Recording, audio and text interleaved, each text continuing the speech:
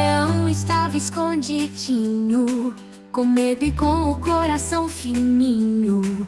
Mas Deus falou, homem valente, e o medo foi ficando diferente.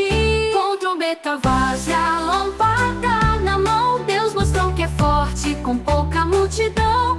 300 guerreiros com fé no Senhor venceram no escuro com coragem e louvor. De noite acenderam as luzes do céu, quebraram os vasos com grande papel, gritaram bem alto pelo Senhor, e os inimigos fugiram de pavor. Com trombeta, voz e a lâmpada na mão, Deus mostrou que é forte com pouca multidão. 300 guerreiros com fé no Senhor venceram no escuro com coragem e louvor.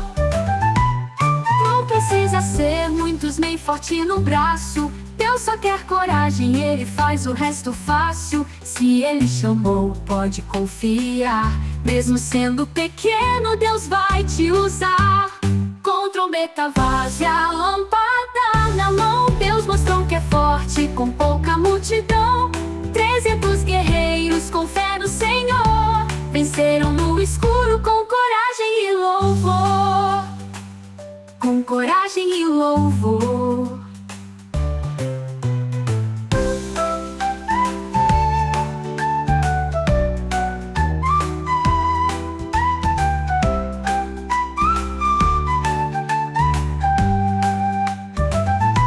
De noite acenderam as luzes do céu, quebraram os vasos com grande papel, gritaram bem alto pelo Senhor, e os inimigos fugiram de pavor.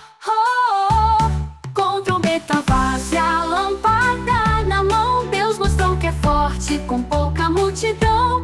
300 guerreiros com fé no Senhor venceram no escuro com coragem e louvor.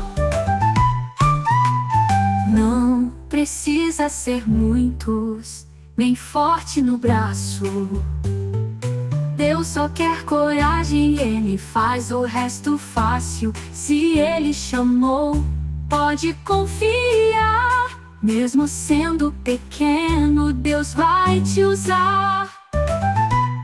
Não precisa ser muitos nem forte no braço, Deus só quer coragem, Ele faz o resto fácil. Se Ele chamou, pode confiar, mesmo sendo pequeno, Deus vai te usar.